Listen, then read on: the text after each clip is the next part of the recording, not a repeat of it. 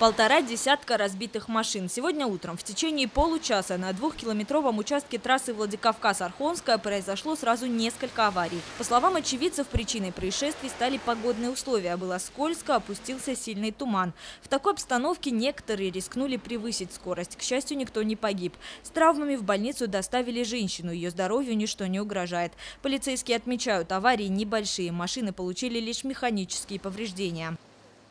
По причине их невнимательности, и можно сказать, не оценили дорожную обстановку, не выбрали безопасную скорость движения, так как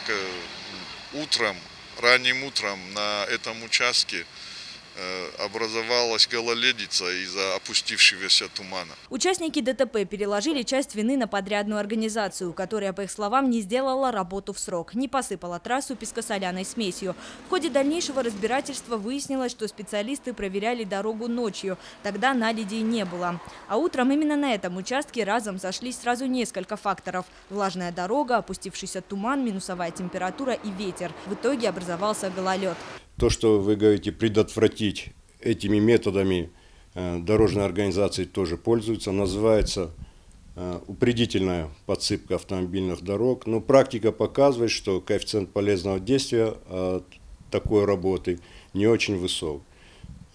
Поэтому большая просьба ко всем жителям республики, если они обнаружили где-то, проезжая по дороге, или накат снежный, или гололед, для более оперативного реагирования, более оперативного начала и окончания работ сообщать ответственным работникам акционерного общества «Замарас». Дорожники и организация «Замарас», ответственная за этот участок, были на месте происшествия спустя 40 минут после звонка ГИБДД. Заранее о существующем гололеде подрядчикам не сообщали. Сейчас ведется служебное расследование. Если выяснится, что «Замарас» все-таки несет ответственность за происшествие, предприятие будет оштрафовано на 100 тысяч рублей. К слову, это не первый подобный факт. Ранее подрядная организация уже штрафовалась. Яна Гайгиева, Михаил Безуглов, Осетия ТВ.